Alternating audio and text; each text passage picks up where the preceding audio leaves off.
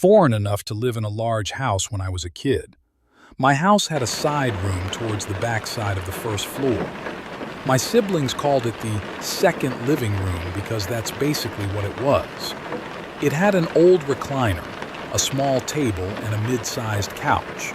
That's it. We hardly ever sat in there. One morning I woke up sick. I told my mom and she told me to take the day off from school and stay home. My siblings had to be at school and my parents worked, so that meant I had the house to myself. I laid around in bed for a few hours until around 10:30 a.m. when I heard steady walking coming from the first floor. I thought nothing of it at first, as I just assumed maybe my mom went in late to work like she did sometimes. I needed something to eat anyway, so I stood up and went downstairs to the kitchen. I made it about 3 feet in front of my kitchen's walk-in doorway when I locked eyes with, not my mom, but a 6-foot-tall man wearing raggy and ripped-up clothes. I was frozen in fear. I just stood there. It was only for a few seconds, but it felt like hours had passed. The guy just stood there and watched me too. No expression or anything. I eventually pulled myself out of the shock and bolted from my bedroom upstairs. I didn't hear him following me, but I got in my bedroom and locked the door and moved a dresser in front of it anyways. I pulled out my phone and instead of calling 911 like I should have, I called my mom. I screamed into the phone telling her someone was in the house trying to kill me. She told me not to leave my room for any reason and call the police, so I did. 15 minutes later, the police finally show up. As I could see through my bedroom window, I watched them enter the house before I left my room to run down to them for safety. I told them everything that happened. They did a quick search of the home and found nothing. Not a single person or broken window or door. My parents came home shortly after and were furious that the guy had not been caught. I was extremely angry as well, but I was also relieved that I was alive. The police began packing their things, but as one of the last officers was on the way out, he noticed a Walmart bag sticking out from under our couch. It was that couch in the side room that no one ever used. Well, what do you know? We found hundreds of trash bags and week-old rotting food under the couch, along with some of our personal items like wipes, water bottles, and we even found a bag of piss. Whoever that man in the kitchen was had been living under our couch for weeks. I can't comprehend how none of us had smelt any of the garbage that was piled up under there for the entire time he was there. The fact that he never made a single noise under there just baffles me. We've since cleaned that room out completely and turned it into a breakfast nook with wooden chairs, so no more people can break in and find free housing in them. I go off to college in a few months, so I won't have to live in fear of that incident happening again for much longer, but I still think about it every time I wake up with a cough. Although it doesn't seem like it, this happened quite a while back, probably over 10 years ago. I was in the later years of high school and was home alone. My parents were at a wedding that required them to stay at a hotel, and my brother worked the night shift. At that time, my family lived in a very well-known East Coast city inside of a blue-collar neighborhood that was just starting to take a nosedive. As a teenager, I was a bit of a loner. I wasn't a nerd or anything. I was a big dude who had friends and went on dates, but I'm naturally an introvert, so I cherished the rare alone time that I got. This weekend, I was looking forward to engaging in my normal, empty house routine. Play some PlayStation on the big screen TV, order some late takeout dinner and watch some Dragon Ball Z. Then around 2 a.m. fall asleep on the couch with my old dog Cecil.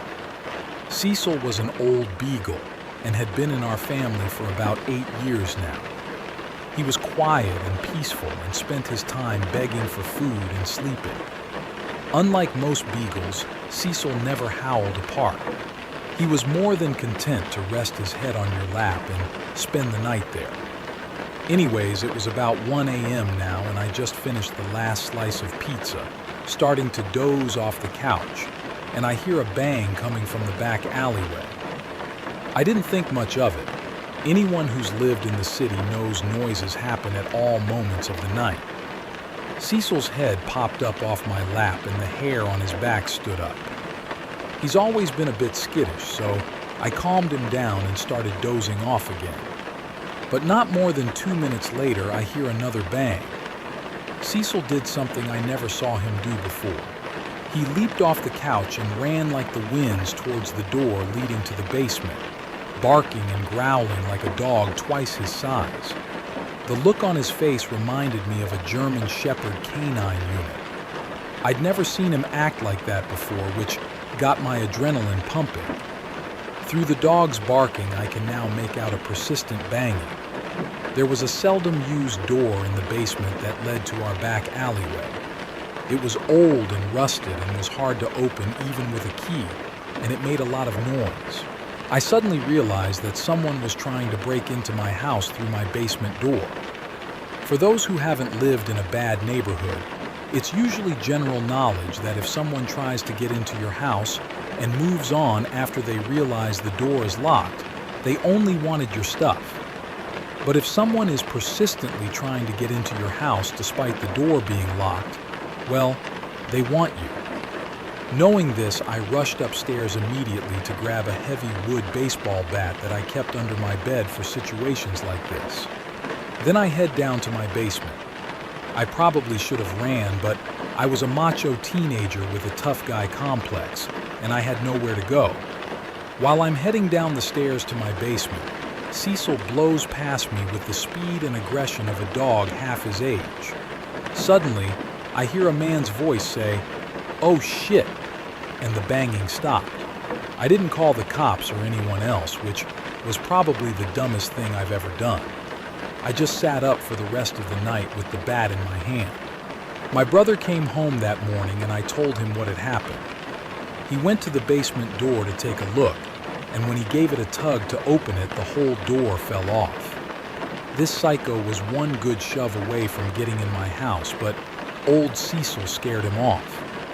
I'm pretty sure that lazy, fat old dog saved my life. When I tell the story to people, they dismiss his actions as a dog doing what a dog is supposed to do. But I can tell you that Cecil never barked or moved that fast in his life. It was almost like he knew the urgency, like he knew that door was going to give. A few years back, we had to have him put down because he just had no will to live anymore. Before the injection, I got a moment alone with him, but I thanked him one last time for his friendship and for what he did that night. At this point, I was a grown man with a wife and kids, but I'm convinced none of that would have happened without old Cecil. I was around 13 at the time of the story. I still live in this house and I still don't know what this was.